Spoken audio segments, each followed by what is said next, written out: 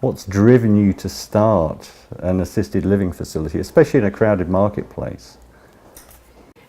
You know, I feel that I'm very well credentialed for this role and for this new undertaking, if you will, relatively new undertaking. Um, I'm an RN. I've been an RN for 27 years, and my nursing background has been critical care, coronary and critical care. And so that certainly prepared me very well for some of the medical and clinical issues we see in this business.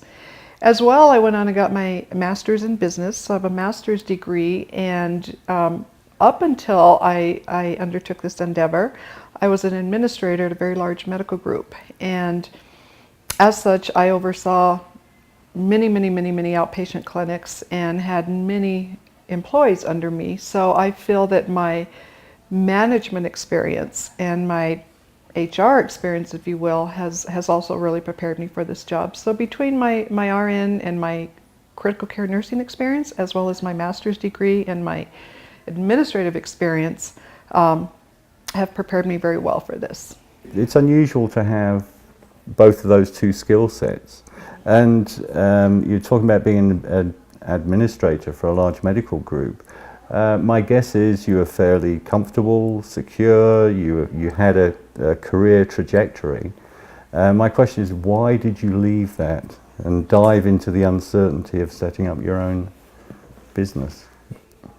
It was my passion that drove me to do this. I had a wonderful, wonderful, wonderful career as a practicing registered nurse and as an administrator. I have absolutely no regrets. Both of those roles, like I said, prepared me for this. But I wasn't passionate about what I was doing. I enjoyed what I was doing, and I felt I was very good at what I did. I wasn't passionate. And there came a time where I felt like I was missing something. Something just wasn't there. The drive wasn't there any longer. And so I went back to the drawing board and I thought, what could I do that I'm passionate about, that really drives me, that really motivates me? And so I've always had a love for seniors as a nurse. I always gravitated towards seniors and their issues. And so I felt that after doing a lot of soul searching and experiencing care with my mother, that this really was my passion. And I was right. I was dead on. This is really what I need to be doing. And you're saying that with a big smile on your face. I love it. I love it. Where else can you go and do what you've been doing, do what life has prepared you to do, and at the end of the day, really, really, really feeling gratified. And rewarded, I guess. And it's very rewarding. Very rewarding.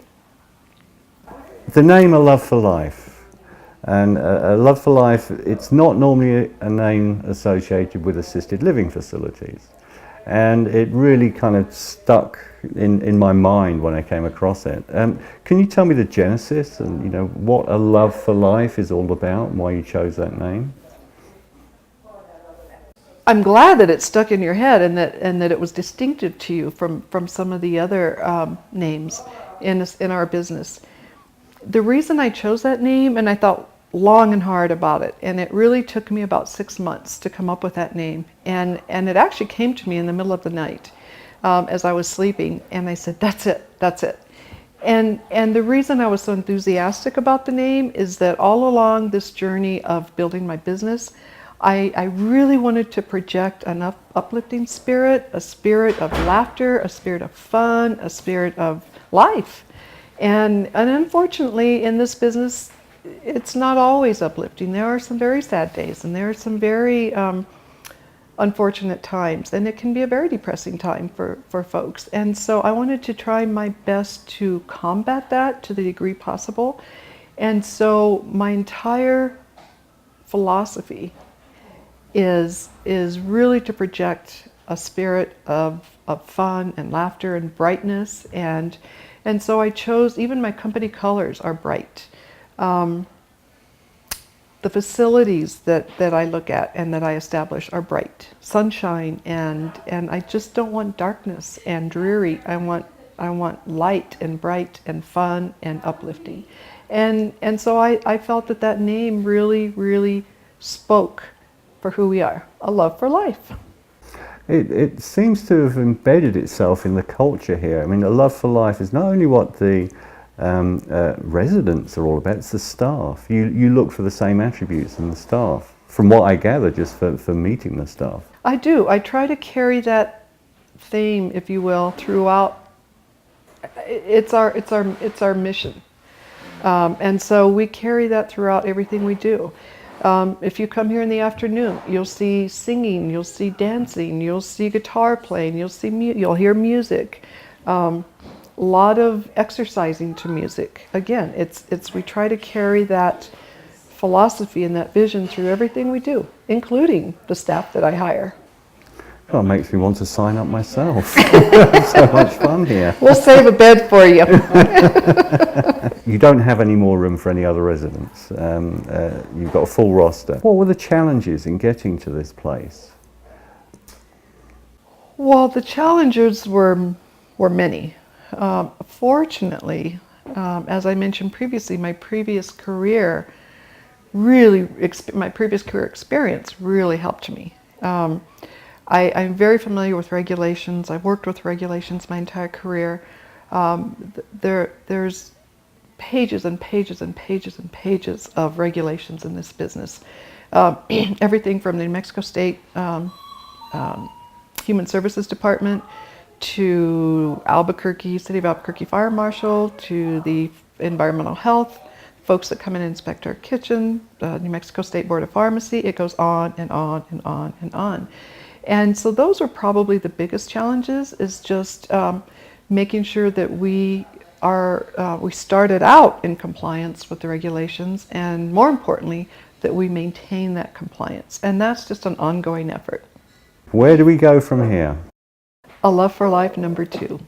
We are in the process of doing due diligence on establishing another facility at this time. And this is a huge responsibility, and it's a responsibility I don't take lightly. It's on my mind day in and day out. After all, we're caring for loved ones. We're caring for mothers and fathers and aunts and uncles and sisters and brothers, and it is a very, very, very big responsibility. So I struggle a little bit with expanding, but on the other hand, I really, really see what a wonderful job we're doing, and the quality of care that we provide is beyond outstanding. Families are so happy, our residents are so happy, and I feel that it would be almost selfish of me not to expand, because there are a lot of folks out there that we could help and that we could bring into our home with our spirit of a love for life and really help. So we're going to do due diligence, and we're going to look at expansion and company growth.